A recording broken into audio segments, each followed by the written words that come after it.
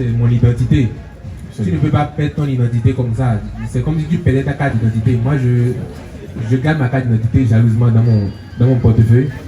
Donc, pas magique. Parce que quand je dis béninois, tout le monde pense à portefeuille magique. Et vous voyez sur Facebook, vous voyez quand on met les numéros, le gars il dit contactez-moi pour avoir un truc plus long, pour les trucs comme ça, ils mettent plus 229. C'est souvent les Camerounais qui mettent ils prennent les numéros WhatsApp béninois et puis ils disent que c'est les Camerounais qui font ça, c'est pas eux. Donc, je pense que mon identité, c'est mon accent.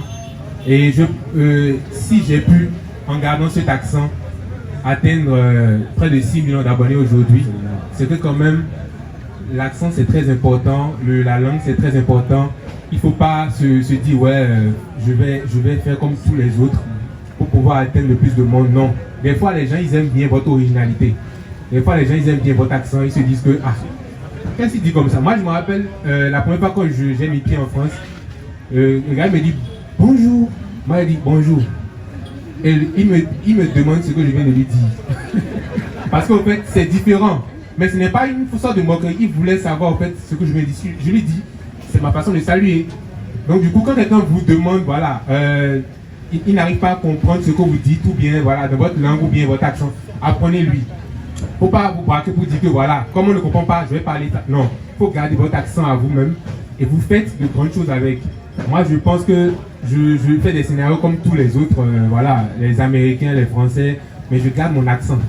C'est-à-dire que chaque fois que je parle dans une vidéo, je vais pas choquer pour les gens. Et Pierre, passe-moi la pochette s'il te plaît. Non, je vais parler comme je dois parler. Si tu veux comprendre, tu vas comprendre. Si tu ne veux pas comprendre, je vais t'apprendre.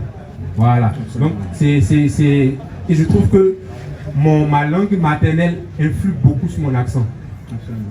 Moi, je suis originaire de Sabalou, on parle le fond, F-O-N, au Bénin, et ça influe beaucoup sur mon accent parce que c'est comme si quand je parle ma langue, mais je traduis, je transcode dans ma tête en français.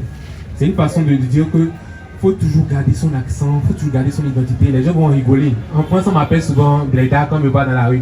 Je dis, c'est pas grave.